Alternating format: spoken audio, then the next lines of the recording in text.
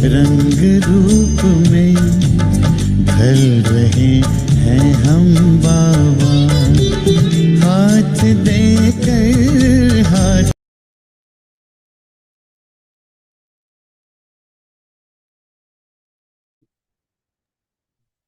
ओम शांति। आप सभी का बहुत बहुत वेलकम है आज की इस स्पेशल क्लास में। हम कितने पद्मा पदम भाग्यशाली बाबा के बच्चे हैं। हर हफ्ते बाबा हमारे लिए कुछ ना कुछ स्पेशल भेजते रहते हैं। और आज की जो स्पेशल क्लास है, बाबा को हम भोग लगाएंगे जिसमें, लेकिन उससे पहले, क्योंकि विधि ये है, मुरली के बाद बाबा को भोग लगाया जाता है। तो आज की मुरली के मुख्य पॉइंट सुनाने के लिए हमारे बीच में शक्तिनगर सेंटर से तमन्ना बहन जुड़ी हैं। हम सभी उनका एक हाथ की ताली से वेलकम करेंगे। और मुख्य बात मैं बताना चाहूंगी तमन्ना बहन के बारे में। आप देखने में पता ही लग रहा होगा कि आपकी छोटी सी उम्र है। लगभग 8 साल से तो मैं आपको देख रही हूँ सेंटर पे। आपने जैसे ही दिल्ली यूनिवर्सिटी में एडमिशन लिया, one of the esteemed colleges of Delhi university, Hansraj college से आपने बीकॉम ऑनर्स किया, तभी आपको बाबा का ज्ञान मिला। और बहुत छोटी उम्र में आपने बाबा को पहचान भी लिया। और साथ साथ सीए भी आपने बीकॉम ऑनर्स के साथ कंप्लीट किया। सीए के दौरान ही आपने निश्चय कर लिया था कि मुझे सीए कंप्लीट करने के बाद अपने इस जीवन को बाबा को समर्पित करना है। फिर भी सबके कहने पर आपने जॉब भी करी, केपीएमजी कंपनी में भी, और as management consultant Aditya Birla group में भी आपने जॉब करी 2 साल। उसके बाद माता पिता की आज्ञा से अपने जीवन को समर्पित किया और पिछले 3 वर्षों से आप शक्तिनगर सेंटर पर समर्पित रूप से अपनी सेवाएं दे रहे हैं। आप कॉरपोरेट्स में भी बहुत अच्छे अच्छे लेक्चर्स लेते हैं। हाँ, मैं कहूँगी उम्र छोटी है लेकिन बुद्धि इतनी विशाल है कि ना केवल परमात्मा को पहचाना, बल्कि उसके लिए अपने जीवन को समर्पित कर अपना श्रेष्ठ भाग्य इतनी छोटी उम्र में बनाया। तो बहुत वेलकम है तमन्ना बहन आपका बाबा की इस बगिया में। और आज हम पहले आपसे महावाक्य सुनेंगे बाबा के, उसके बाद आदरणीय चक्रधारी दीदी से हम भोग की क्लास और बाबा को भोग लगाएंगे। Over to you sister. ओम शांति। शुक्रिया अदिति बहन का, जो उनकी वजह से आज आप सभी से मिलने का मौका मिला। देखिए, सभी बाबा के बच्चे, बाबा कहते हैं एक ही ईश्वरीय परिवार है। कोई कहीं कोई कहीं, लेकिन सभी एक ही कार्य के लिए तत्पर हैं।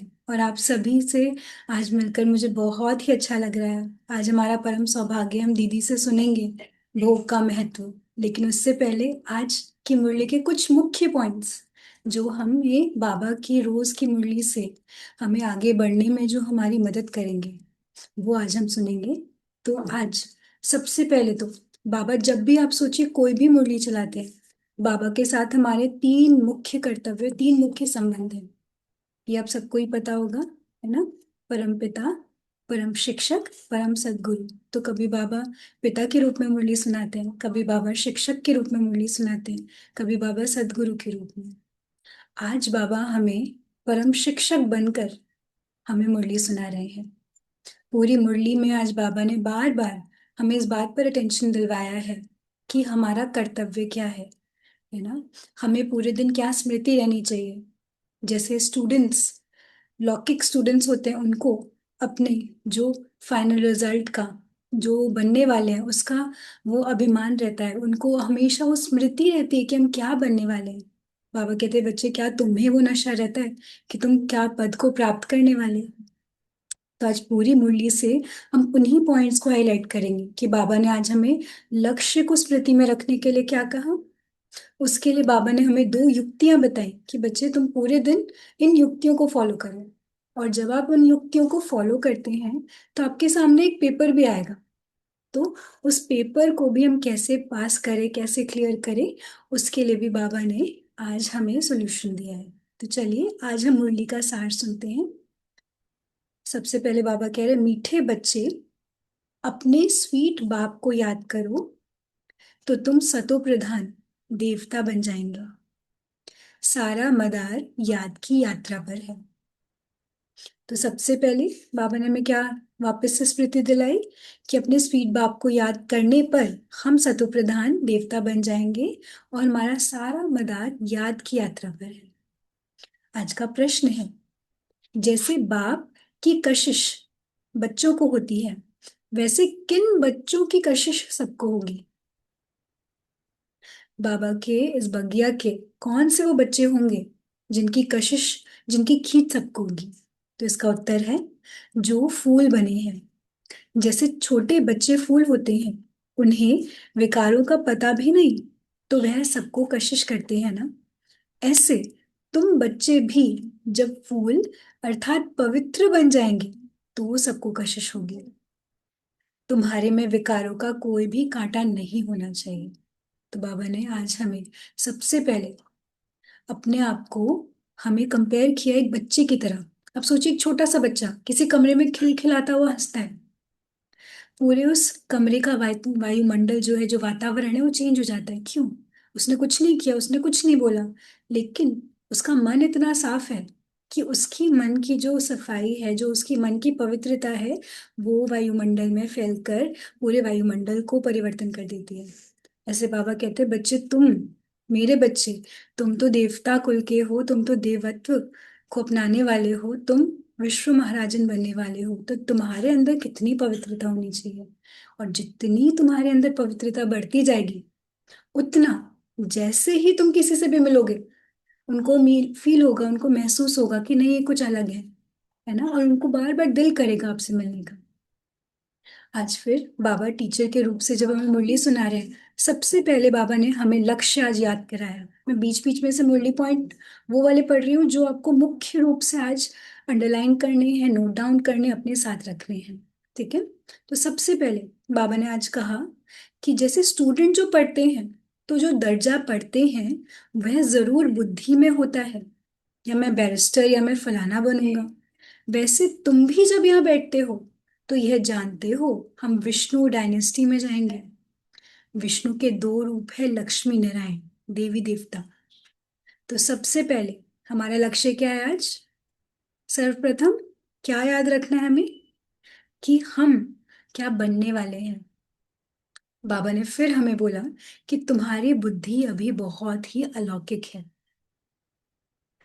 दूसरी बात हमें याद रखनी है कि ये जो हमें ईश्वरीय पढ़ाई पढ़ रहे हैं हम, इसमें हमारी बुद्धि में परिवर्तन, बाबा ने हमें दिव्य बुद्धि का और दिव्य नेत्रों का वरदान दिया है। जैसे ही हमारा जन्म हुआ, बाबा ने हमें दिव्य दृष्टि दी, दिव्य बुद्धि दी। तो लक्ष्य सबसे पहले। उसके बाद बाबा कहते हैं, दूसरी बात, जब आप यहाँ बैठते हो, तो ये याद होना चाहिए कि हम आए हैं यहाँ रिजुविनेट होने, अर्थात ये शरीर बदल देवता शरीर लेने। आत्मा कहती है हमारा ये तमो प्रधान पुराना शरीर है, इसे बदलकर हम ऐसे लक्ष्मी नारायण बनेंगे। तो अपनी एम ऑब्जेक्ट कितनी श्रेष्ठ है, उससे अवश्य बुद्धि में रखो। और पढ़ाने वाला टीचर जरूर पढ़ने वाले स्टूडेंट से होशियार होगा। पढ़ाते हैं, अच्छे कर्म सिखलाते हैं, तो वो जरूर बहुत ही ऊंच होगा। उस पवित्र टीचर को भी याद रखो। ठीक है? तो मैं पूछ सकती हूँ बीच बीच में क्वेश्चंस? हाँ जी, बिल्कुल ठीक। पूछ सकते तो सबसे पहले आज हमें फर्स्ट लक्ष्य क्या बाबा ने याद कराया? क्या है हमारा लक्ष्य? हैं। आप चैट बॉक्स में भी लिख सकते हैं, नहीं तो हैंड रेज कर सकते हैं। मैं विशेष कहूंगी नए स्टूडेंट्स हाथ उठाएं। बीके छाया बहन ने हाथ उठाया है। ओम शांति दीदी। जी। बाबा ने हमें लक्ष्य दिया है कि हमें स्वीटेस्ट बाप को याद करना है, सतो प्रधान बनना है, देवी देवता बनना है। शांति। सत्य प्रधान बनना है, देवी देवता बनना है। और बाबा ने कहा, जैसे दुनियावी लोगों को भी अपना लक्ष्य अपने सामने क्लियर होता है। फॉर एग्जाम्पल, कोई अगर कोई भी पढ़ाई, कोई आईएएस की पढ़ाई, वो पहले लिख देता आईएएस दिस, है ना, पहले आई एम दिस। तो वैसे ही हमें भी अपना लक्ष्य पहले ही लिख लेना है, अपने सामने स्पष्ट कर लेना है। फिर बाबा ने आज हमें दो युक्ति बताई हैं इस लक्ष्य को पूरे दिन स्मृति में रखने के लिए। पहली युक्ति बाबा ने बताई है, तुम्हारा सारा दिन यही ख्यालात चलना चाहिए कि हम आत्मा हैं। पूरे दिन यही बार बार याद करते रहो, हम कौन है? हम आत्मा है, फलाना आत्मा है। चाहे वो हमारे किसी भी रिलेशन में, किसी भी रोल में हमारे साथ वो रोल निभा रहे हो, पार्ट प्ले कर रहे हो, लेकिन वो आत्मा है। दूसरा बाबा ने युक्ति बताई है जो कुछ बच्चे करते हैं। बाबा ने कहा, कोई कोई बच्चे लिखते हैं, मुझे आत्मा ने ये काम किया, मुझे आत्मा ने आज ये भाषण किया, मुझे आत्मा ने आज बहुत बाबा को याद किया। तो दूसरा, हमारी युक्ति क्या है? कोई भी कर्म करते, खाना खा रहे हैं तो मैं आत्मा अपने शरीर को खिला रही हूँ। अगर नहा रहे हैं, तैयार हो रहे हैं, मैं आत्मा अपने शरीर को, इस रथ को, इस मंदिर को जिसमें मैं देवी विराजमान हूँ, उसे तैयार कर रही हूँ। जब बात करें, मैं आत्मा अपने मुख द्वारा बोल रही हूँ। जब कुछ सुन रहे हैं, अभी पढ़ रहे हैं, मैं आत्मा अपने हाथों द्वारा लिख रही हूँ। तो दो युक्तियां में क्या याद रखनी है? पहली युक्ति, पूरे दिन यही ख्यालात चलते रहे, मैं आत्मा हूँ, बिल्कुल बस अपने आप को आत्मा समझ के हर कर्म करना। और दूसरा, चाहे आप बोल रहे हो, चाहे उसी संकल्प को और दोहराना कि मैं आत्मा कैसे कर्म कर रही हूँ, है ना? मैं आत्मा खा रही हूँ, अपने शरीर को खिला रही हूँ, मैं आत्मा अपने शरीर को की सफाई कर रही हूँ, मैं आत्मा अपने हाथों से कर्म करा रही हूँ। फिर आज का जो धारणा के लिए बाबा ने जो मुख्य पॉइंट्स आज बताए हैं वो है, सुखधाम में चलने के लिए सुखदाई बनना है, सबके दुख हरकर सुख देना है।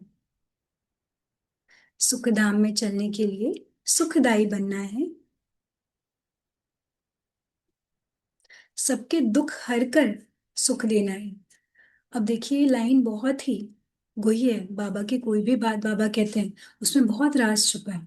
बाबा ने ये कहा इस लाइन में कि हमें दूसरों के भी दुख को हर कर उनको सुख देना है। लेकिन इसका मतलब ये नहीं कि दूसरों के दुखों को सुनकर, उनका वर्णन सुनकर हम खुद ही दुखी हो जाएं, कि नहीं हमने उनका दुख हर लिया तो इसका मतलब ये नहीं कि हम उनके दुख को अपने अंदर संभालें। नहीं, दुख हरने का मतलब यहाँ पे है कि हमारे अंदर भी उस दुख का कोई प्रभाव ना पड़े, लेकिन हमारी सुख की वाइब्रेशंस इतनी हो जो उनके सुख, उनके दुख के वाइब्रेशंस को परिवर्तन करके उनके वाइब्रेशंस को सुखदायी बना दे। और कभी भी दुखदाई कांटा नहीं बनना है। इसका अर्थ कोई समझाएगा? बाबा दुखदाई कांटा किसको कहते हैं?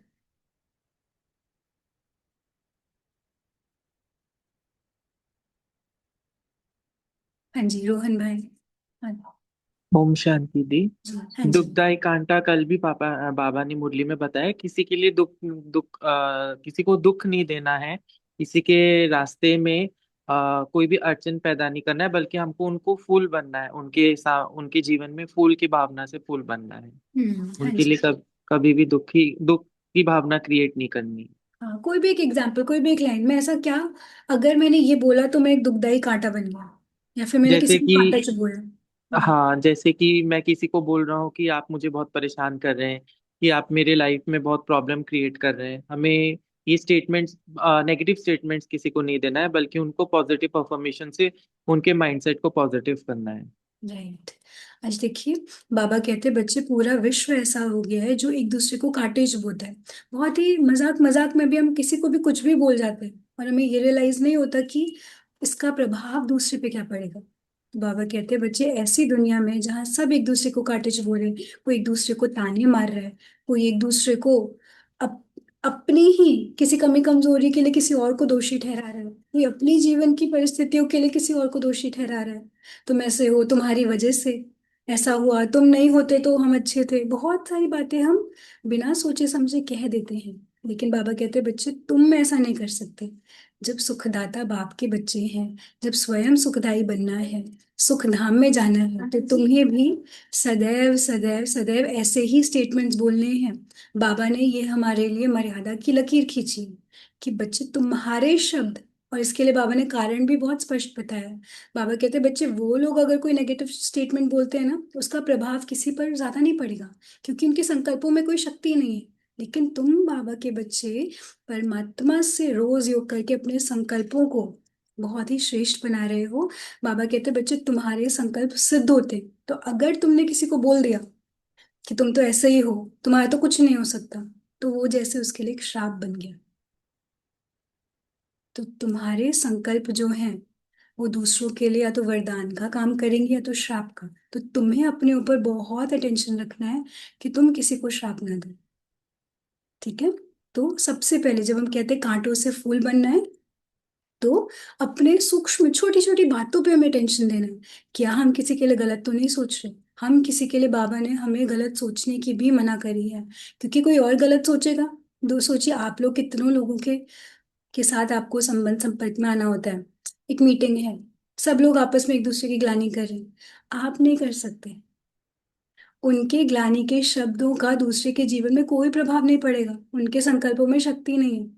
लेकिन अगर आपने कह दिया तो वो दूसरे के लिए श्राप भी बन सकता है ना। तो बाबा इसलिए बच्चों को कहते हैं, बच्चे अपने कर्तव्य को समझकर, तुम कितनी बड़ी बड़ी अथॉरिटी हो उस बात को हमेशा ध्यान में रखकर अपने हर बोल को यूज करो।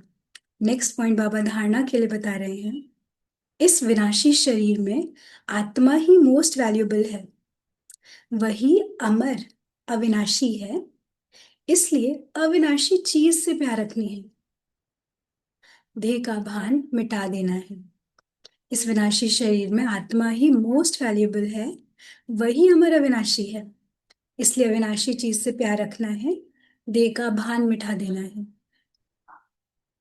इसके लिए ब्रह्मा बाबा की एक बहुत अच्छी युक्ति जो बाबा, जो दीदी बताते हैं, बड़ी दीदी चक्रधारी दीदी, कि बाबा हमेशा ये प्रैक्टिस करते थे कि जब भी वो कोई भी चीज देखते थे, कहते थे बच्चे जो भी इन आंखों से दिखता है वो सब विनाशी है।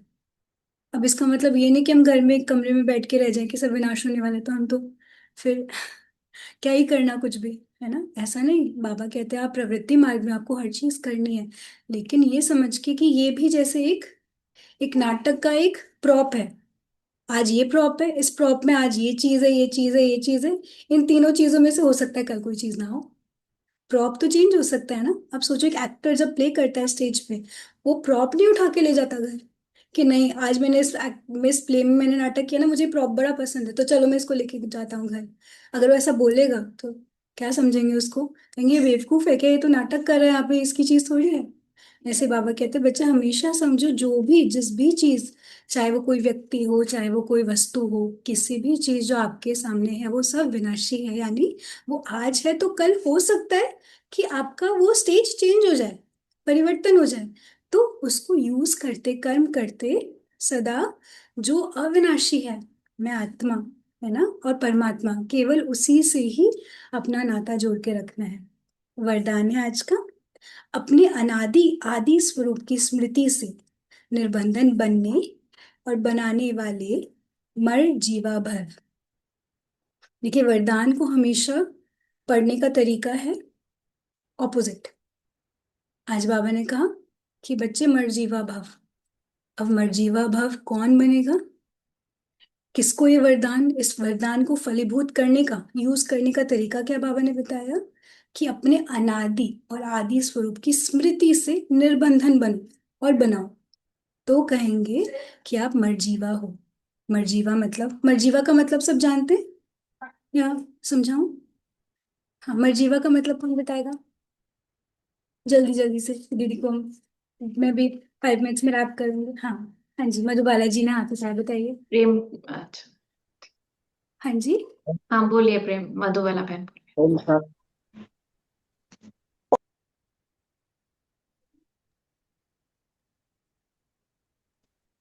रुकिए। शांति दीदी।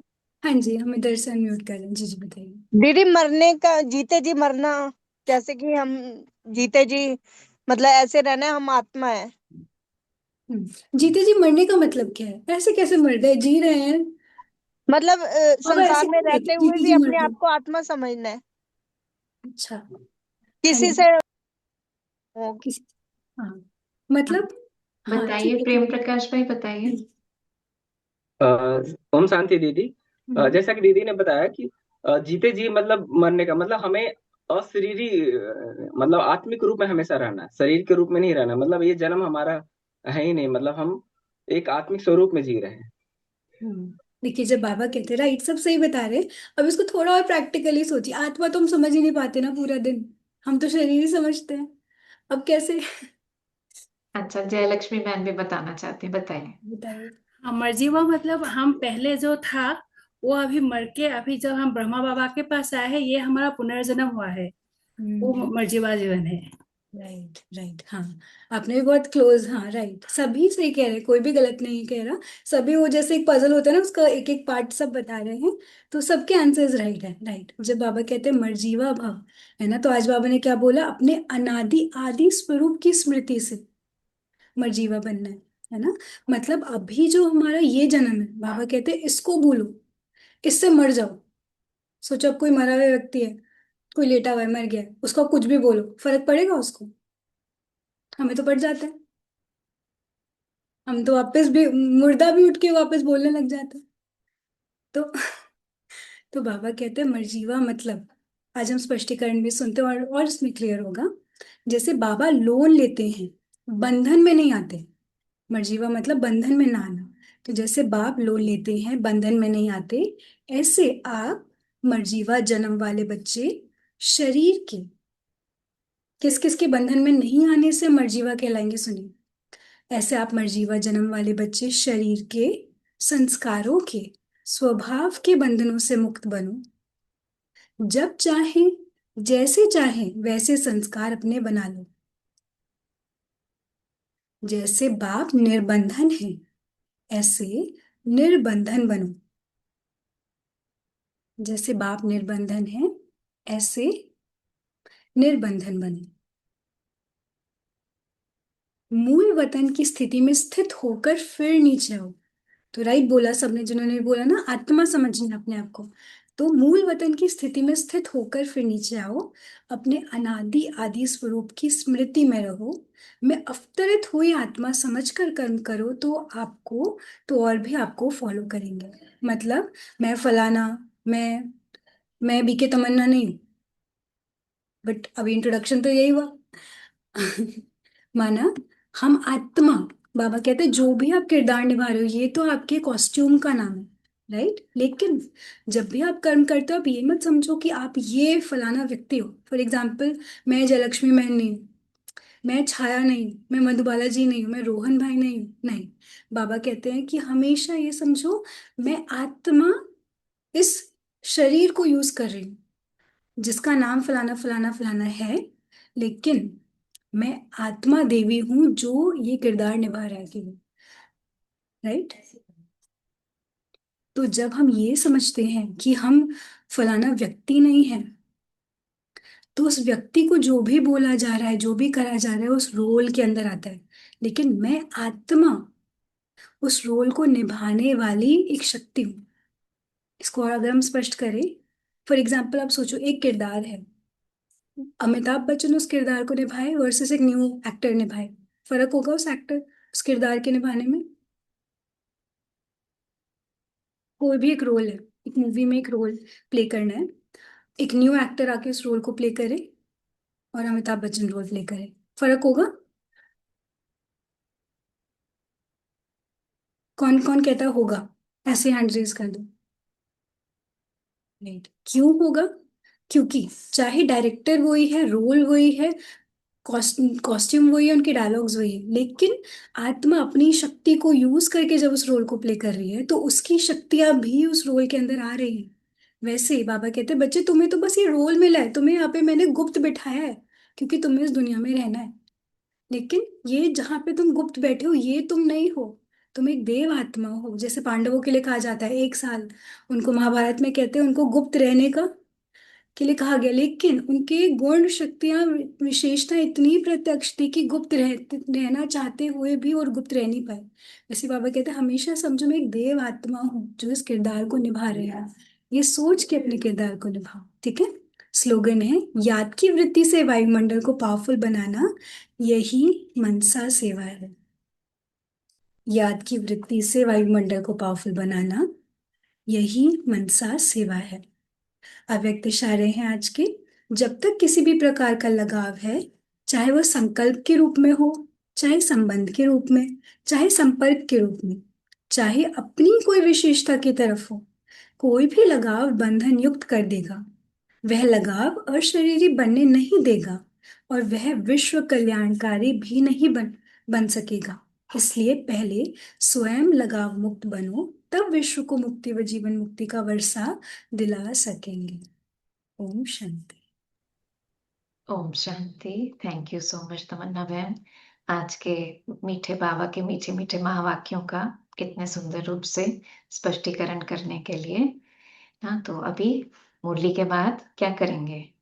बाबा को भोग लगाएंगे, लेकिन भोग लगाने से पहले क्यों, हम बाबा के नए नए बच्चे हैं। बाबा आके अपना परिचय ही नहीं देते, लेकिन परिचय के साथ योग लगाने की विधि भी बताते हैं, और उसमें भोग लगाना भी एक योग की विधि है, जिसके ऊपर स्पष्टीकरण करने के लिए आज हमारे बीच में आदरणीय चक्रधारी दीदी जी हैं, जिनसे आप पहले भी मिल चुके हैं। मम्मा बाबा के साथ अपने जीवन को बिताने वाली, उनके साथ के अनुभव हमने उनसे पहले भी सुने। तो दीदी जी का बहुत बहुत वेलकम है। हम एक हाथ की ताली से दीदी का वेलकम करते हैं। और खास बात है, मन में कई बार प्रश्न भी आता है कि एक तरफ हम कहते हैं परमात्मा निराकार है, अभोक्ता है, तो उनको भोग कैसे लगाएंगे, है ना। तो दीदी इसके लिए हमें स्पष्ट करेंगे क्या इसका महत्व है, विधि है, और फिर उसके बाद हम सब मिलके संगठित रूप से बाबा को भोग लगाएंगे। ओम शांति दीदी, आपका बहुत बहुत स्वागत, वेलकम। Over to you. ओम शांति जी। मैंने कहा टाइम ना जाए आपका, इसलिए जब तक कोई और प्रोग्राम था, किसी ने अपॉइंटमेंट दी हुई थी, तो जरा आने में लेट हो गए। मैंने कहा पहले मिल लेती हूँ, फिर आपसे जब तक बाबा मिल ले तो अच्छी बात है, क्योंकि महावाक्य सुनना मानो सर्वशक्तिवान से मिलन मिलाना, और जिसका उस दाता से मिलन हो जाए, उस मिलन में जो प्राप्तियां हैं, वो प्राप्तियां जगत के कोई भी प्राणी मात्र या पदार्थ से नहीं हो सकती। अब ऐसा दाता जो हमको सब कुछ देवे, उस दाता को अगर हम कुछ स्वीकार कराते हैं तो क्या उसको आवश्यकता होती? उसको तो कभी आवश्यकता नहीं है। तो इस यज्ञ में एक निश्चित है, हर सतगुरुवार को स्पेशली सभी सेंटर्स ऑल अराउंड वर्ल्ड, सभी सेंटरों पर शिव बाबा को भोग स्वीकार कराते हैं। जो भी बनाते हैं वो यज्ञ में ही बनाते हैं, बाबा के निमित्त बनाते हैं, उनकी याद में बनाते हैं, और बना करके बाबा को स्वीकार कराते हैं। पहले सिस्टम ऐसा होता था कि हमारे यहाँ पर कुछ भाई और बहनें जिनको दिव्य साक्षात्कार का वरदान था, वो दिव्य साक्षात्कार में जब जाते थे तो अपने को सूक्ष्म वतन में, सूक्ष्म वतन एक ऐसा वतन है जैसे प्रकाश का ही वतन है, लेकिन वाइट प्रकाश का वतन है, जैसे कई चंद्रमा की चांदनी चमक उठी हो, ऐसे चांदनी का वो लोक, जिसमें जब संदेशी जाती तो वो स्वयं को भी ऐसे ही फील करती कि मैं भी एक लाइट ही लाइट की हूँ, और मेरे हाथ में थाली है, जो भी भोग लाई हूँ वो सब जैसे चमकता हुआ सब कुछ है, और जो बनाया हुआ है वो डिब्बी में बंद है, और वो मैं बाबा को भोग लगाने आई। तो जब भोग लगाते हैं तो हमारा ऐसा सिस्टम चलता था कि संदेशी को हम संदेश देते थे, वो बाबा को संदेश सुनाती थी जाके। बाबा जो अव्यक्त रूप में ब्रह्मा बाबा के तन में वो पॉइंट लाइट ज्योति बिंदु प्रवेश होता था, तो वो बाबा को संदेश देते थे, और बाबा भोग स्वीकार करके उस संदेश के रिटर्न में जो भी उत्तर देना होता था वो बाबा उत्तर देते थे। एक बार की शायद मैं कभी आपको नहीं सुनाया होगा, एक बार जब भोग लगाने संदेशी गई तो हमारा ऐसा सिस्टम चलता है कि हम टेबल रखते हैं स्टेज के आगे, और टेबल पर जो भी बनाया हुआ होता है ट्रे में, उन सब डिब्बियां जो भी चीजें हैं उसको रखते हैं ढक के, और उसके ऊपर फूल या फूल माला जो भी रखना है उसके ऊपर रख देते हैं, और फिर संदेशी ट्रांस में जाते हैं। और जब ट्रांस में ध्यान में जाती हैं तो आज तो दिव्य बुद्धि से ही भोग लगाते हैं, दिव्य दृष्टि से ही भोग लगता है, लेकिन मैं पहले के टाइम की ये बात सुना रही हूँ। तो संदेशी सुनाती है कि आज जब मैं भोग लेके गई तो मैंने देखा तो बाबा खड़े हैं। तो मैं बाबा को बड़े प्यार से देख रही हूँ। तो बाबा ने कहा, बच्ची तुम भोग को ढक कर लाई हो, फूल और फूल माला तो ढक के नहीं लाई हो। ये क्यों नहीं ढके? ये भी उस कवर के अंदर रख देती। तो बैठ गई, बाबा बैठे, उसको भी बिठाया। तो कहा, मैंने कहा बाबा मैं हमेशा ही भोग ऐसे ही लाती। तो बाबा ने कहा नहीं, बच्चों को हर कर्म का अर्थ मालूम होना चाहिए। बिना अर्थ कोई भी कर्म सफल नहीं होता। मालूम हो कि भोग को ढक के लाई हूं और फूल माला और फूल ऐसे ऊपर रख के लाई, तो क्यों? तो उसको तो उत्तर नहीं आता था, चुप रही। फिर बाबा ने कहा, अच्छा चलो क्या करना है अभी? तो उसने भोग के ऊपर से फूल, फूल माला और वो कपड़ा रुमाल, जो सुंदर सा रुमाल देते हैं ऊपर, वो रुमाल उठा के फूलों सहित एक तरफ रखा और बाबा के आगे वो ट्रे कर दी। और जिस ट्रे में सारा भोग था, ट्रे के ढक्कन उतारे और ऐसे बाबा के आगे उसने जैसे भोग स्वीकार कराने के लिए ऐसा खोला। तब फिर बाबा ने कहा, बच्ची फूल माला और फूल तो ऊपर रखे हुए थे, तुमने पहले फूल माला क्यों नहीं डाली और फूल ही अर्पण क्यों नहीं किए? ये सब तुमने उठा के एक तरफ रख दिया और अब तुम मुझे भोग लगाती हो, जो भी बना के श्रद्धा और भावना से लाई, लेकिन पहले वो डाल देती। तो कहा, बाबा मैं हमेशा ही पहले भोग लगाती हूँ, जो भी बना के लाती हूँ, पीछे आपको माला डालती हूँ, फूल अर्पित करती। तो बाबा ने कहा, नहीं, बच्चों को हर चीज का अर्थ मालूम होना चाहिए। तो चुप होके देखने लगी ताकि बाबा भी मुझे कुछ अर्थ बताएंगे। इतने में बाबा ने कहा, बच्ची ये फूल और फूल माला, ये सुगंधित पुष्प, खिले हुए पुष्प हैं। वास्तव में ये देवी और देवता है तो ये भी मनुष्य, लेकिन इनके जीवन में गुणों की सुगंध है, इसलिए इनको देवी देवता कहते हैं कि कोई दिव्य जीवन है इनका इन गुणों के कारण। अब किसी को ये नहीं मालूम कि देवी देवता बने कैसे। ये पता है मंदिरों में देवताएं हैं और माथा टेकते हैं, उनको भी भगवान समझ के आ जाते हैं, लेकिन ये देवी देवता बने कैसे? तो बाबा ने कहा कि तुम पहले मेरे गले में माला नहीं डालते हो, फूल अर्पित नहीं करते हो।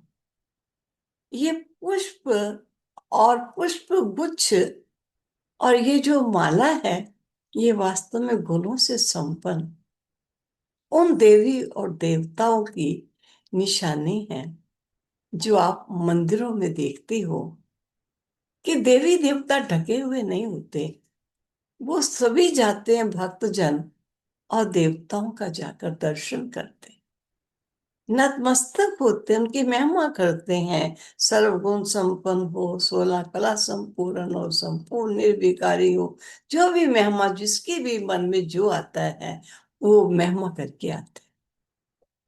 अब बाबा ने कहा कि वास्तव में देखा जाए तो ये देवी और देवताओं की प्रतिमाएं, ये गुणों से सुगंधित वो पुष्प हैं जिन्होंने ईश्वर के अर्पित जो किया, वो इनका भोग ढका हुआ है, वो किसी को मालूम नहीं है। मेरे देवता बनने वाले बच्चों ने अपने तन मन धन से मेरी विश्व को एक पावन विश्व बनाने में पूर्ण रूप से सहयोग दिया। अपने जीवन को तो पावन बनाया, लेकिन अपने जीवन का एग्जाम्पल अनेक आत्माओं के जीवन को इन्होंने श्रेष्ठ और पवित्र बनाने में सहयोग दिया और हर चीज के ट्रस्टी बन के रहे। सब कुछ ईश्वर का है, उनका दिया हुआ हम यूज कर रहे हैं। ऐसे हर चीज को दाता का समझकर ये अपने जीवन को इन्होंने चलाया। तो जब ये तन से, मन से, धन से, मन वचन कर्म से, अपनी गुण विशेषताओं से, सब रूपों से इन्होंने अपना सर्वस्व मेरी सेवा में लगाया, उसका परिणाम स्वरूप ये गुणों से संपन्न देवता पद को प्राप्त हुआ। इसलिए तुम माला और पुष्प ऊपर रख के लाई हो, वो दिखाई दे रहे हैं गुणों से सुगंधित ये देवी देवता, लेकिन इन्होंने जो ईश्वर के अर्पित किया वो किसी को मालूम नहीं, वो ढका हुआ है। और तुम बच्चों को बाप बताता है कि जब तक ये सर्वस्व ईश्वर के अर्पित नहीं कर देते तब तक दैवी गुणों से सुसज्जित देवता नहीं बन सकते। तो मैं आकर बच्चों को ऐसा देवता बनाता हूं जो मेरे कर्तव्य में मेरे साथ उपस्थित हो। तो इस प्रकार संदेशी जब संदेश लेती है वहां से, तो उसकी बुद्धि बड़ी अच्छी रहती है, सब चीजें याद रखती है। और जब वो ट्रांस में जाती है उस समय उसको यहाँ का कुछ पता नहीं होता। हम सब बैठे होते हैं योग में, वो ट्रांस में, ध्यान में, जैसे कि बाबा से बातचीत कर रही है और बाबा को भोग स्वीकार करा है। क्योंकि जब शिव बाबा ब्रह्मा मुख से बोल सकते हैं तो दृश्य दिखाती है कि मैं ब्रह्मा के तंत्र द्वारा शिव बाबा को भोग स्वीकार करा।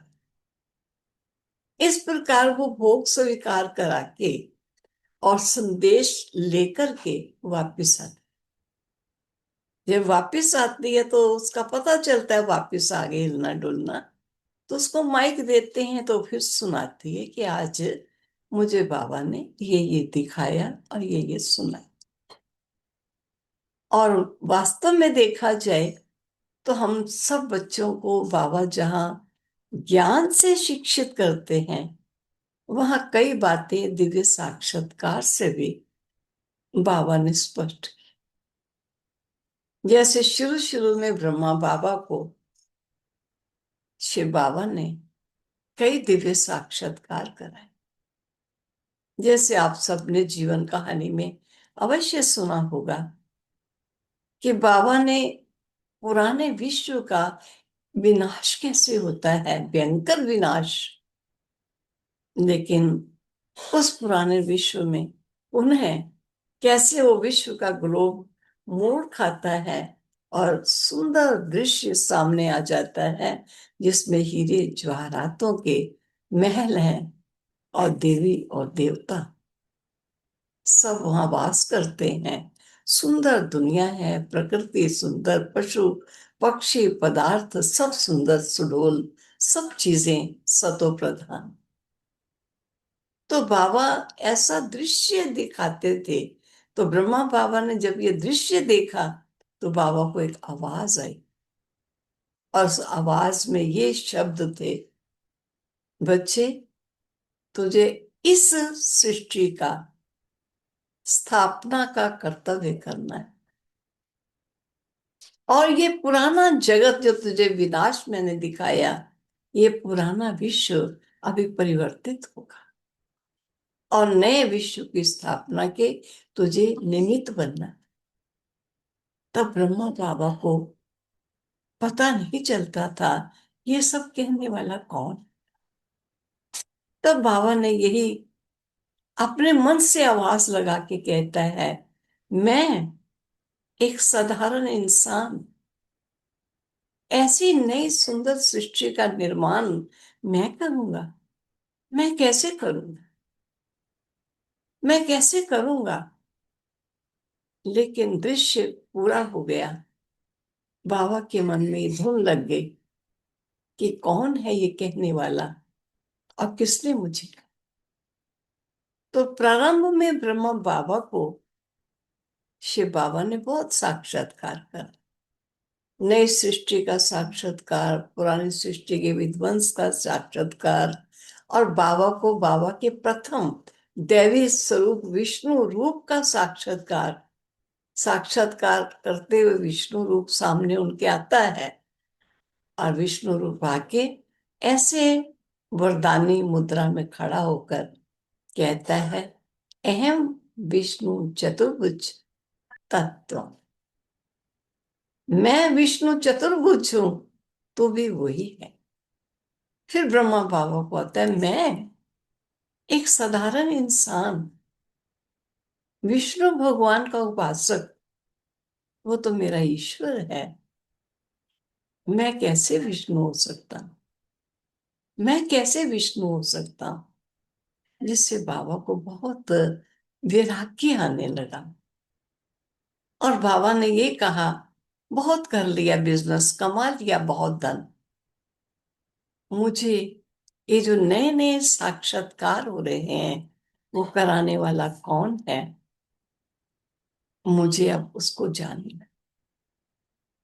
और ऐसी नई सृष्टि, सुंदर सृष्टि लाने का मुझे उन्होंने कार्य सौंपा है। ये कार्य मुझे करना है, लेकिन कैसे करना है ये वही मुझे बताए। इस प्रकार बाबा ने बाबा को बहुत साक्षात्कार कराए।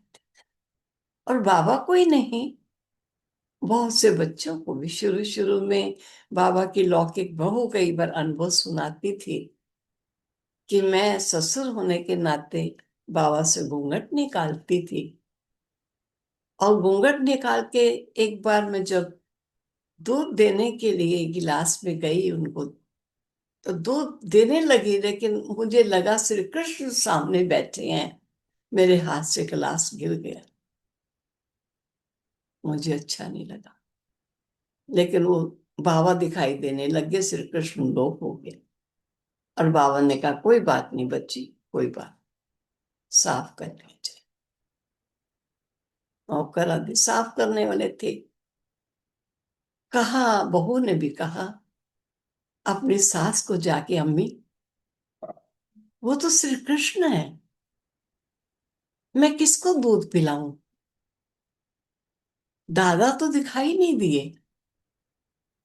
लेकिन जब अम्मी गई तो फिर बाबा दिखाई दिए। कुछ समय के बाद उसको भी श्री कृष्ण दिखाई देते। तो बाबा, शिव बाबा ने प्रथम ब्रह्मा बाबा के उस अंतिम जन्म में उनके फर्स्ट जन्म का साक्षात्कार कराया कि ये आत्मा वो आत्मा है जो एक समय 16 कला संपूर्ण संपूर्ण निर्विकारी देवता श्री कृष्ण रूप थी।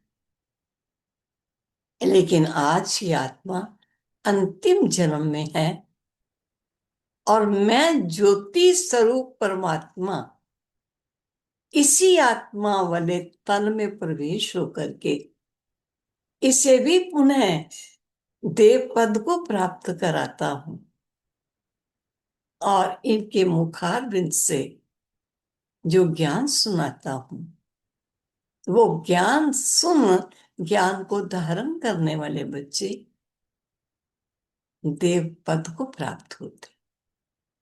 क्योंकि ज्ञान एक वो शिक्षा है जिस शिक्षा से मनुष्य दुर्गुणों से बचता है और सद्गुणों से संपन्न बनता है।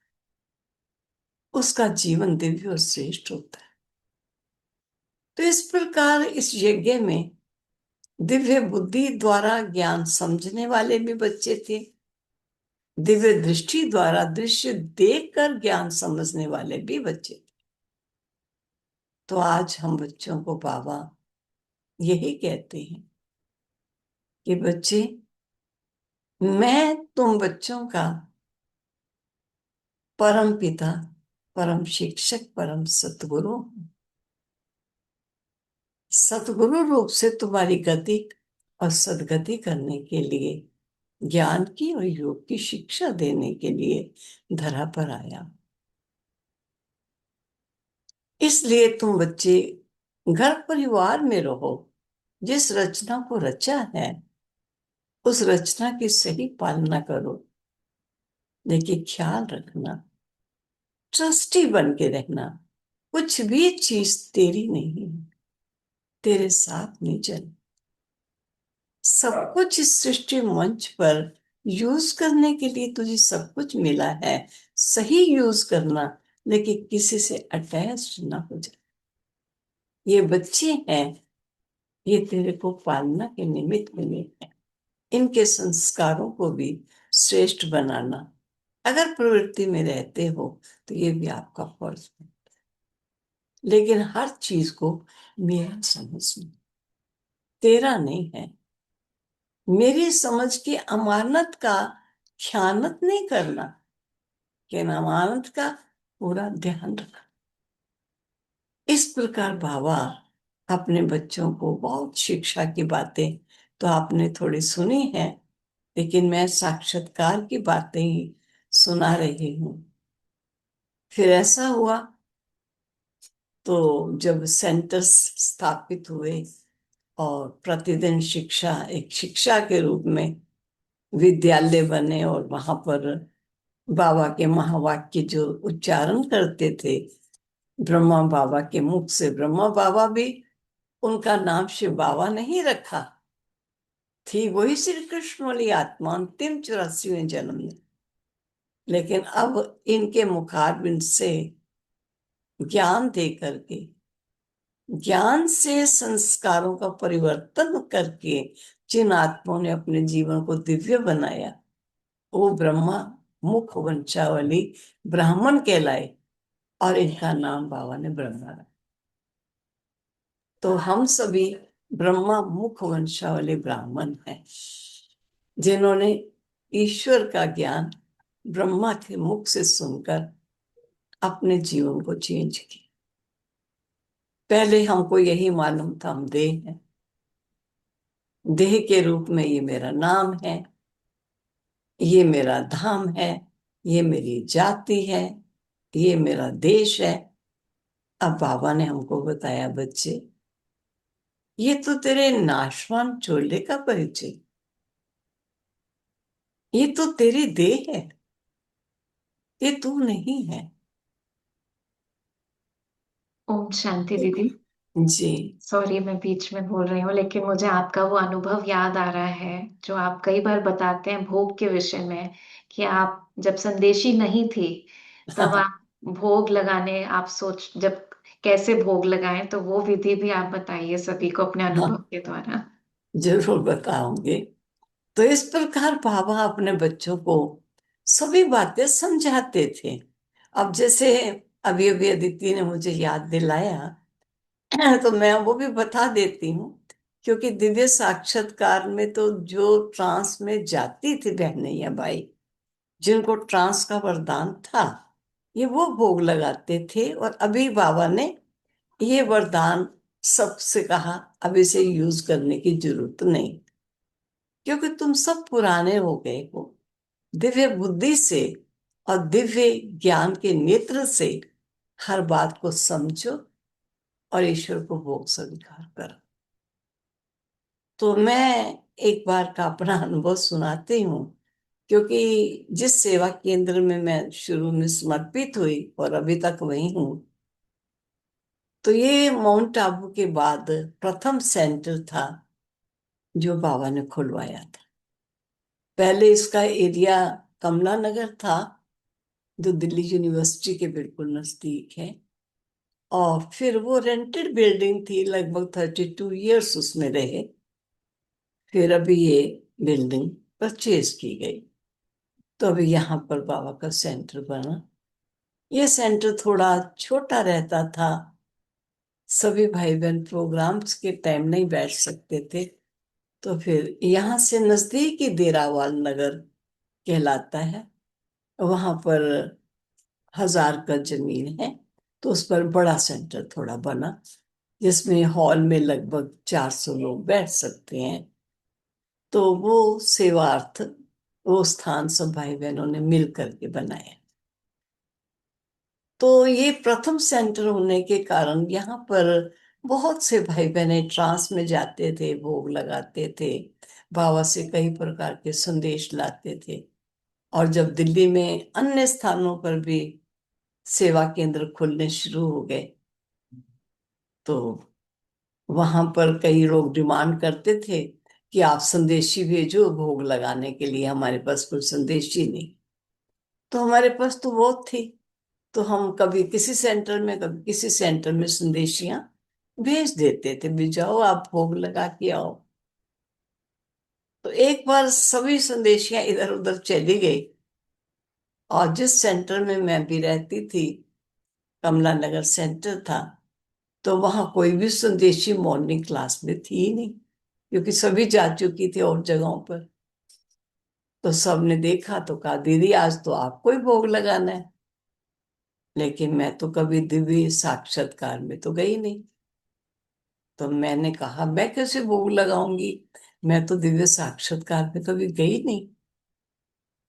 लेकिन बाबा ने हमको सिखाया तो है कि दिव्य साक्षात्कार नहीं है, दिव्य बुद्धि तो है, दिव्य दृष्टि तो है। तो मैं सोचा भी नेचुरली है, जब संदेशी नहीं आई तो जो निमित्त टीचर है उसी को ही भोग लगाना होगा। तो मैं स्टेज पर बैठ गई, और मेरे सामने टेबल पर जो भी भोग बना था वो ढक के ला के रख दिया, और फूल माला गुलदस्ता जो भी है सब चीजें रखी गई, जैसे विधिवत रखते हैं। और मैं थोड़ी देर के लिए गीत चला।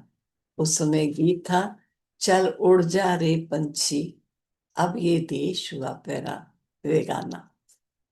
तो मेरे को आया, अरे मुझे तो, मैं तो ट्रांस में भी नहीं जाती, इन्होंने तो गीत भी चला दिया कि चल उड़ जा रे पंछी, मैं तो उड़ूंगी कैसे। ज्ञान योग के पलों से उड़ना अलग है, लेकिन दिव्य साक्षात्कार से तो मैं नहीं उड़ सकती हूँ।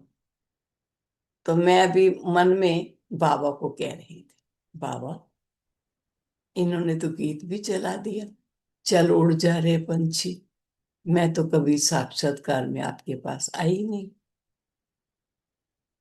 तो ऐसे मैं बाबा से बड़े प्यार से बनी मन कह रही थी, तो जैसे मुझे अंदर से एक आवाज आती है, आवाज भी नहीं संकल्प भी कहेंगे, ये आया कि जैसे बाबा मुझे कह रहा है, किसको कह रही हो, मैंने कभी भोग नहीं लगाया, मुझे साक्षात्कार में मैंने कभी गई नहीं, ये किसको कह रही।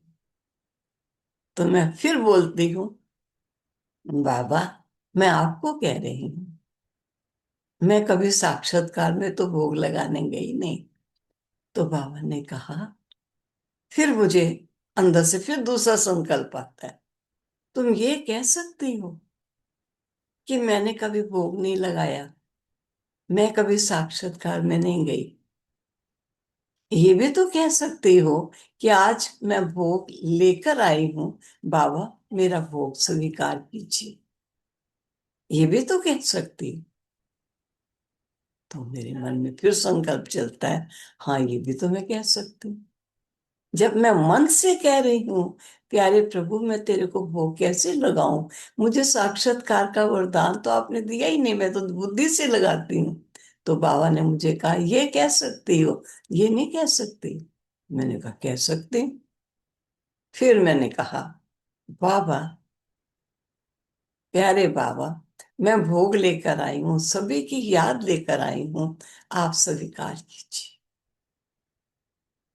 थोड़ी देर ऐसे कह के जैसे मैं बाबा को स्वीकार करा रही हूँ मन ही मन। फिर मैंने सोचा शायद अंदर से संकल्प आ गया कि मैं कहीं टाइम लगा रही हूँ, भाई बहन इंतजार कर रहे होंगे।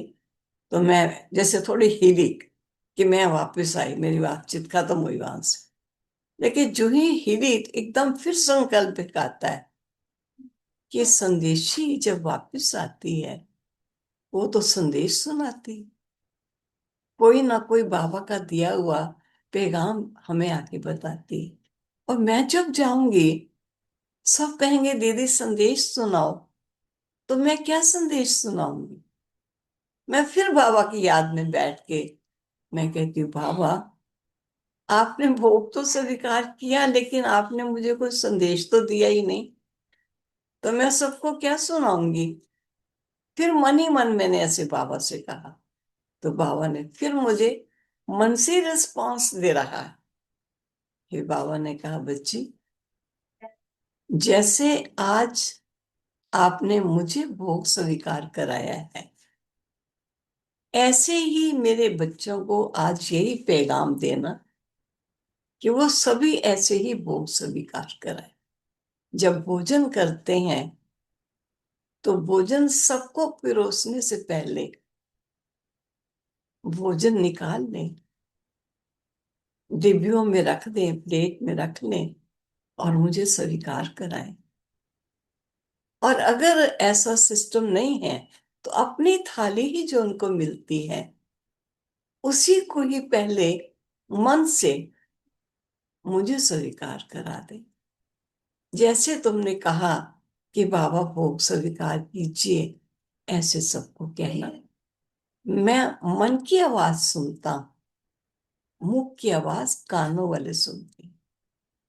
मन की आवाज जिसके कान नहीं है, ज्योति स्वरूप है, वो सुनता है। तो इसलिए मैं अपने बच्चों की आवाज सुनता हूं।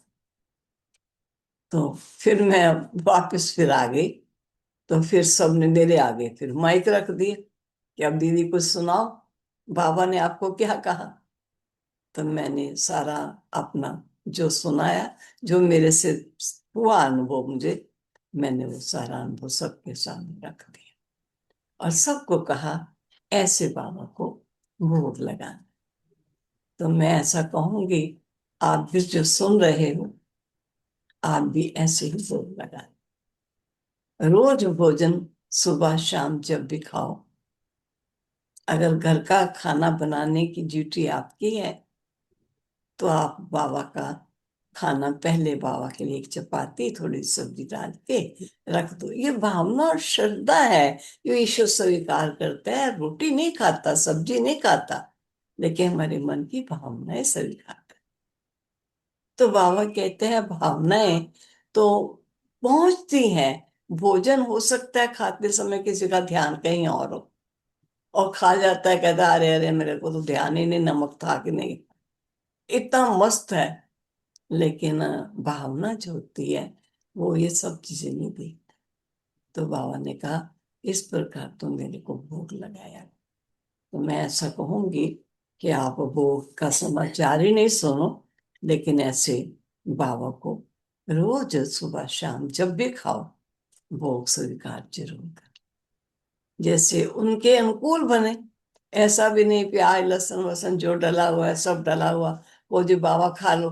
बाबा कहते हैं बच्चे ये मैं नहीं स्वीकार कर। कहाँ भी गए किसी ने भी बनाया, कैसा भी बनाया, चलो बाबा जी आप भी खा लो। बाबा कहते हैं नहीं, तुम नियम तोड़ते हो, मैं नहीं तोड़ता। मेरा सतोगुनी भोजन ही मैं स्वीकार कर। पवित्र भोजन पवित्र मन बुद्धि से, पवित्र हाथों से, पवित्रता की स्थिति में स्थिर होकर बनने से ही मैं वो भोजन स्वीकार करता हूँ। और जब मेरा स्वीकार किया भोजन तुम स्वीकार करते हो तो तुम्हारी बुद्धि सतोगुनी बनती है, क्योंकि अन्न पर मन का इफेक्ट होता है। मन उसी अनुसार चलता है जैसा हमारा अन्न। इसलिए बहुत ध्यान रखते हैं, जैसा पानी वैसी वाणी, जैसा अन्न वैसा मन। तो बहुत ख्याल रखना होता है। ऐसा ही नहीं पता नहीं जो बना रहा है किस भाव से बना रहा है, किसकी याद में बना रहा है, क्रोध में बना रहा है या मोह में बना रहा है, पैसे की कमाई के लिए बना रहा है या अपने दिखावे के लिए बना रहा है। बाबा कहते ऐसी चीज मैं स्वीकार नहीं करता। मैं स्वीकार तो बड़े प्रेम भरे शुद्ध मन से बना हुआ भोजन मैं स्वीकार। तो मैं ऐसा समझती हूँ कि आप सब भी बाबा को भोग तो स्वीकार कराएंगे ही, और कराते ही होंगे। भोजन ही नहीं, हम तो कुछ भी खाएं समझते पहले बाबा खाएगा फिर हम खाएंगे। तो कोई फल भी होता है तब भी 2 क्षण बाबा को स्वीकार करा और फिर ही स्वीकार करें। अब आज दीदी, सवेरे एक अभी प्रश्न आया है अभी जी इसी से रिलेटेड कि जब बाबा को वतन में भोग लगाना है तो क्या विजुलाइज करना है कि हम अपने हाथ से बाबा को खिला रहे हैं या बाबा की दृष्टि उसमें पड़ रही है? नहीं, वो हम विजुलाइज भी करते हैं कि जैसे मैं अपने हाथ से खिला रही हूँ और खिलाती हूँ तो बाबा की जो दृष्टि है वो अन्न पर और मुझ पर दोनों पर पड़ के मेरे द्वारा भी वाइब्रेशन क्रिएट हो रहे हैं और मेरे परिवार वो स्वीकार कराने वाले अन्न पर भी बाबा का वो वाइब्रेशन सार। इसलिए हम जब वो भोजन बनता है पूरा तो बना के कटोरी सब्जी वाली सब्जी में डाल देते हैं, रोटी रोटी में रख देते हैं, चलो जी अब सब खाओ। और अगर अपनी थाली से लगाते हैं तो बाबा का स्वीकार किया अन्न अगर हम स्वीकार करते हैं तो जरूर है हमारा अन्न हमारे मनोस्थिति को तो पावन करता ही। तो ये उस समय विजुलाइज करना है कि बाबा की जितनी भी लाइट और माइट है वो सारे मेरे अन्न पर और मुझ पर भी ये पड़ रही है। और ऐसा ईश्वर का स्वीकार किया हुआ भोग अभी आज भी भोग लगना है। अब भोग के लिए कोई कुछ श्रद्धा होती है, हम कुछ बाबा को अर्पित करें। यही तो मौका है जो ईश्वर को अपने तन मन धन से किसी भी प्रकार से हम कुछ स्वीकार करा सकते हैं। तो कुछ भी लाते हैं तो हम उनका एक एक थोड़ा थोड़ा सा भी कना भी भोग की थाली में रख देते हैं भी, चलो हम सब रखते हैं। और कुछ चीजें बना लेते हैं हम यहाँ, जैसे आज खीर बनाई तो खीर का भोग लगाएंगे, कभी हलवे का लगा लिया, कभी चावल का, जो भी होता है। बाबा थोड़े कहेगा ये बनाओ ये खाओ। बाप तो भगवान कहते हैं मैं तो तेरे प्यार और तेरी पवित्रता का भोग खाऊं, तेरी भावनाओं का।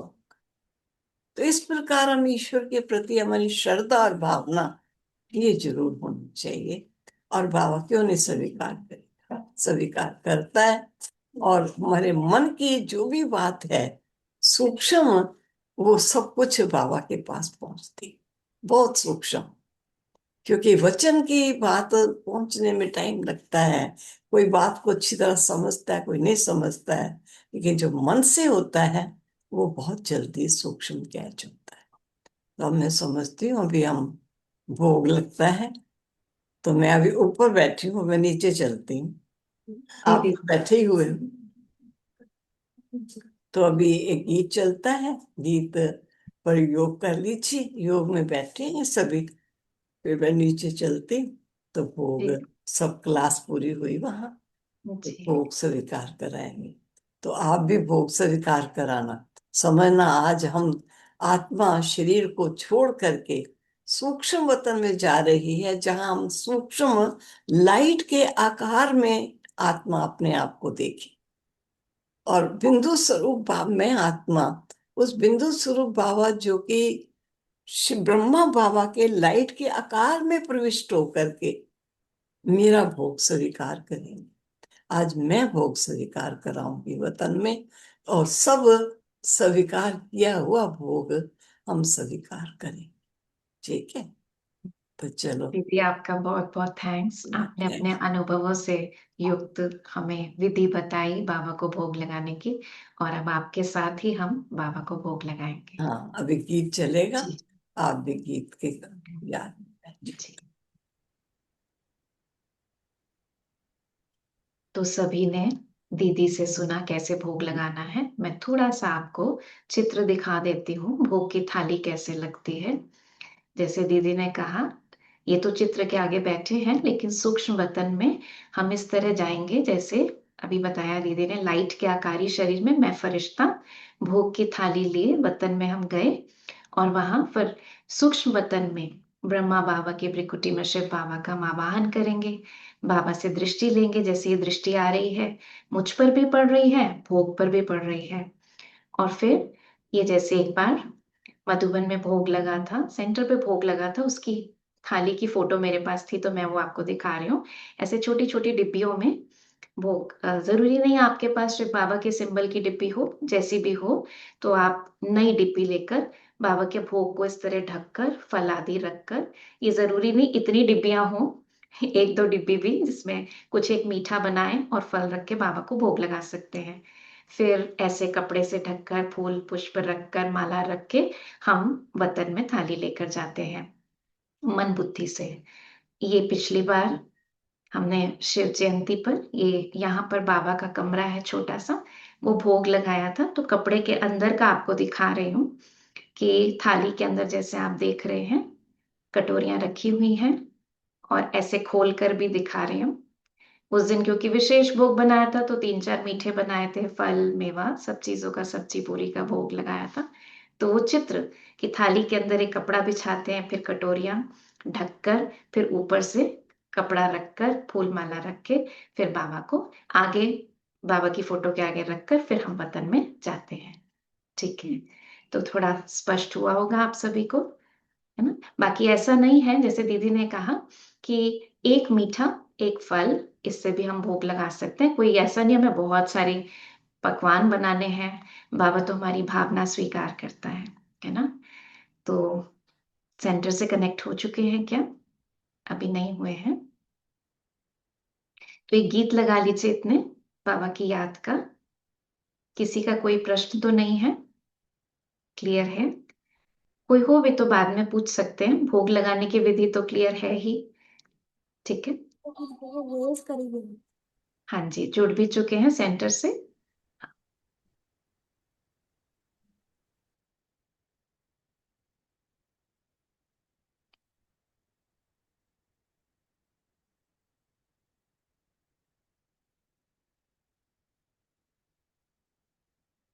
हम बाबा की याद में बैठेंगे तब तक।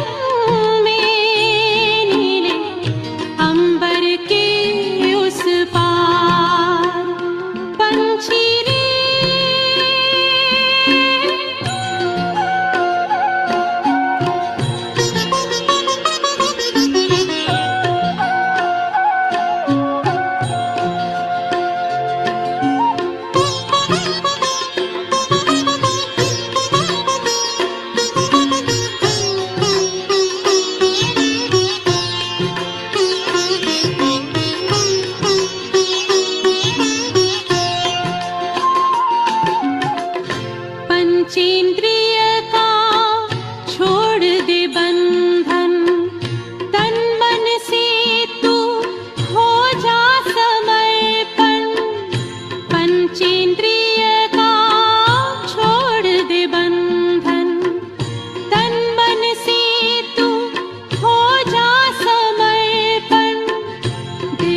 ज्योतिर्मय देह धारण कर बाबा के पास जा होके मगन। प्रेम की डोर में मोती पिरो के, प्रेम की डोर में मोती पिरो के, कर ले सच्चा श्रृंगार, उड़ जा प्यारे वतन में, नीले अंबर के उस पार, नीले अंबर के उस पार। पंछी रे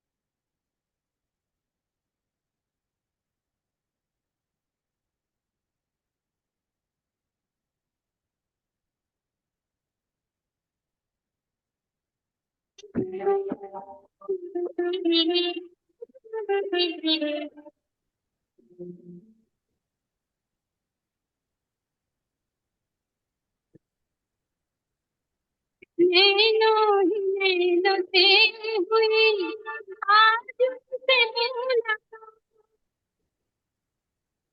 करो।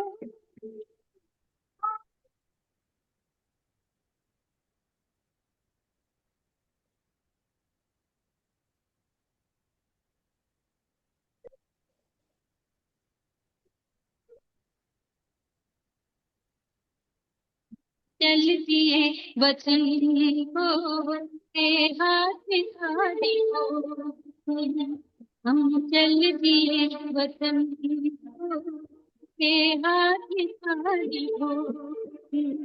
ज्ञान के पंख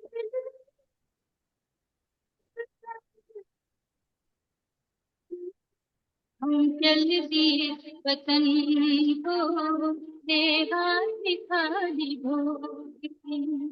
हम चल दिए वतन को के हाथ खाली हो।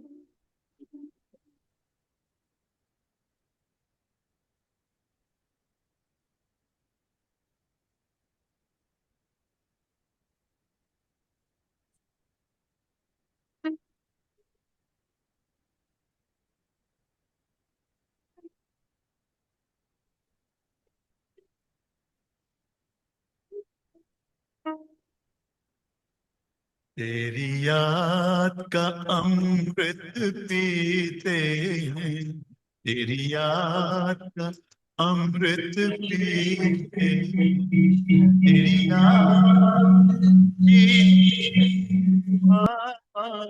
तेरी याद में जीते हैं बाबा, तेरी याद का अमृत पीते हैं, तेरी याद का अमृत पीते हैं। रहे याद सदा ही साथ तेरी, रहे याद सदा ही साथ तेरी।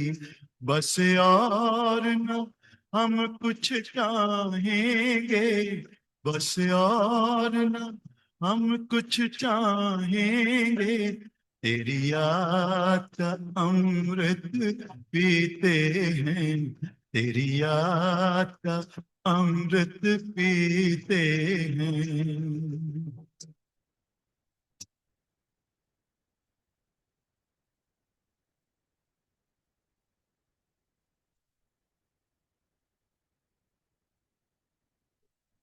पल बीते तेरी यादों में, जो पल बीते तेरी यादों में, वो पल अविनाशी होते हैं, वो पल अविनाशी होते हैं। हर पल को सफल बना देंगे, हर पल को सफल बना देंगे, तेरी याद कभी ना छोड़ेंगे, तेरी याद कभी ना छोड़ेंगे। तेरी याद का अमृत पीते हैं, तेरी याद का अमृत पीते हैं।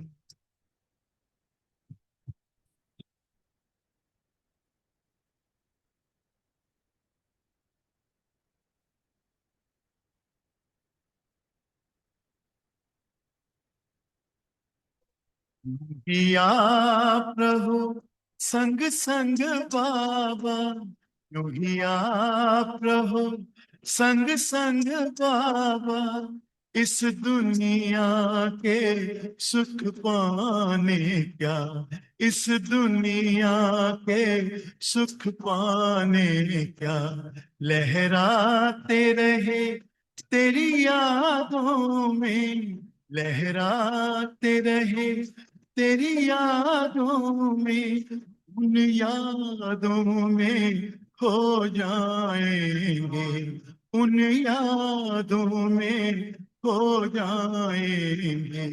तेरी याद का अमृत पीते हैं, तेरी याद का अमृत पीते हैं, तेरी याद में जीते हैं बाबा, तेरी याद में जीते हैं बाबा, तेरी याद का अमृत पीते हैं, तेरी याद का अमृत पीते हैं।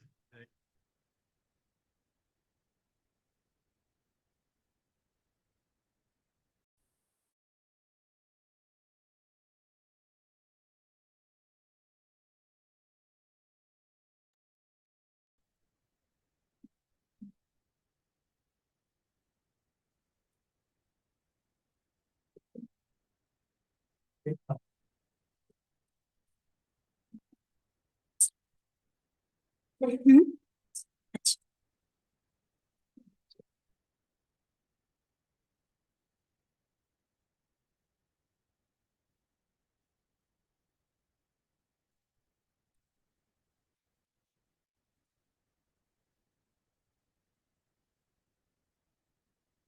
हम जानते हैं। तो सभी ने बाबा को भोग लगाया है ना, यही लगाते हो या घर में भी लगा देते हो? कहते नहीं, घर में भी। क्योंकि सबसे बड़ी सेवा है, घर में जो भोजन बनता है उस भोजन को बाबा की याद में बना के और बाबा को स्वीकार करा के शक्तियां दाता की भर के हम सबको भोजन स्वीकार कराए। ये बहुत बड़े परिवार की सेवा है। चाहे वो ज्ञान नहीं सुनेंगे, लेकिन अन्न का मन पर बड़ा असर होता है। कहते ना, किसी ने एक कुएं से पानी लिया और वो कुआं जंगल में किसी जगह पर बना हुआ था, किसी ने बनाया हुआ था। तो पानी पी के जब जाने लगा तो उसके मन में क्या विचार आया कि रस्सी और डोरी लेके चलो साथ, एक दिन मुझे प्यास लगे। तो कुआं तो मिल जाता है, लेकिन हर जगह रस्सी डोरी थोड़ी मिलती है। रस्सी डोरी उठाई और चल पड़ा। फिर आगे अभी दूर जाके उसको ख्याल आया कि मैंने रस्सी डोरी उठा के आ गया, अगर और राहगीर आए और उनको प्यास लगे वो क्या करेंगे। लेकिन मुझे एक विचार आया क्यों कि पानी पिया, रस्सी डोरी उठा के चल पड़ा। तब उन्होंने कहा कि मैं पता करूं कि ये कुआं बनवाया किसने। तो पता चला वहां कोई डाकू हैं जो डाका करते थे, लेकिन वहां उसने ये कुआं बनवा दिया, कोई राहगीर पानी पी ले। आप सोचिए, ऐसे डाके के धन से बना हुआ कुआं, उसका पानी भी इतने बड़े महात्मा की बुद्धि को भी भ्रमित कर गया और रस्सी डोरी लेके चल पड़ा। तभी कहते हैं पानी पर, भोजन पर बड़ा ध्यान दो। ऐसा नहीं जहां भोजन बना हो, जिसका भी बना हो, जैसा भी बना हो, खा लिया। भोजन ही तो खाना है, पेट ही तो भरना है। पेट तो भरना है, खुशी भी तो लेनी है, सुख भी तो लेना है, आनंद भी तो लेना है, ईश्वरीय आज्ञा के अनुकूल अपनी नई दुनिया में शासन भी तो लेना है। वो हमें ध्यान ही नहीं है। हमारा अन्न कितना शुद्ध और पवित्र होना चाहिए। बनाने वाला कौन है उसको? किस मनोवृत्ति से बनाने वाला है? कमाई की वृत्ति से बनाने वाला है, स्वाद की वृत्ति से बनाने वाला है, या सेवार्थ बनाने वाला है, या प्रभु को स्वीकार किया भोग के लाने वाला है? देखे तो सही। जहां आया खा लिया। नहीं जी, हमने वो नहीं खाया, हमने ये खाया। अरे खाया तो सही। दाता कहते तुम मुझे ऐसा भोग खिलाओगे, मैं खाऊंगा? तुम लाओ बाजार से 4 लड्डू, 2 गुलाब जामुन और रखो, करो भगवान जी खाइए, आप भी हम भी खाते हैं। गए कहीं पर, उन्होंने जैसा भी भोजन बना के थाली में दिया, हम स्वीकार करा रहे, वो करेगा?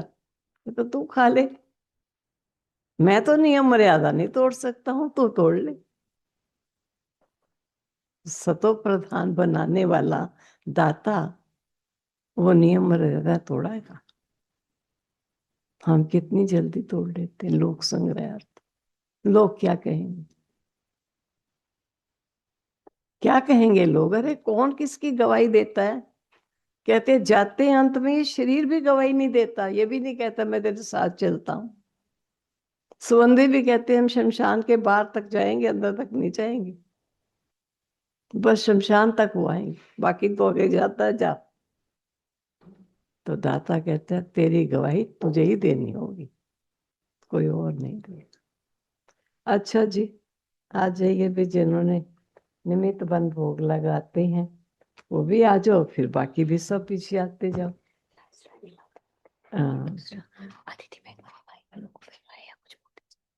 है अभी। अच्छा जी, देख लिया ना सबने? देखा कि कैसे बाबा को भोग कहाँ गया? भोग तो सारा उठा के ले गए।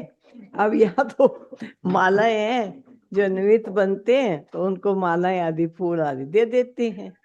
भी चलो आप सबने प्यार से भोग लगाया, बाकी तो सभी को फूल देंगे और भोग भी सभी को देंगे। दिखाओ भाई, भोग तो एक दिखा दो, एक तो दिखाओ।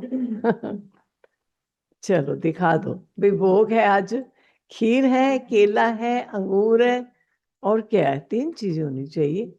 अच्छा, चीकू है, कीनू है। कीनू है, चीकू, कीनू नहीं, कीवी है, चीकू है, अंगूर है, केला है और खीर। आज नए नए है ना वो सब। तो अब आप स्वीकार कर लीजिए, प्यारे बाबा ने तो स्वीकार कर लिया, अब आप भी कर लीजिए। ठीक है?